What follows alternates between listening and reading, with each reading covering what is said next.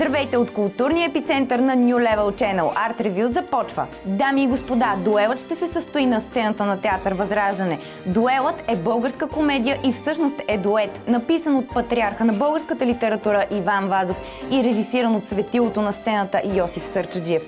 През мъдростта на героите си дядо Вазов и до ден днешен продължава да ни е учител. А най-важният урок е как да гледаме на себе си с насмешка. Този петък по кината тръгва новия филм на Анджелина Джоли "Край морето". Анджи е не само режисьор и сценарист на лентата, но и участва в главната роля и то не с някой случайен. Взела си е Брад Пит да й прави компания. Двамата играят отчуждена двойка съпрузи от средата на 70-те години на миналия век. Филмът не получи най-ласкавите отзиви на света, но въпреки това със сигурност няма да можете да откъснете очи от екрана. Ако детето ви е прехвърлило петата си година, значи е напълно готово да види и разбере постановката в столичния куклен театър "Момче и вятър" по Ран Босилек.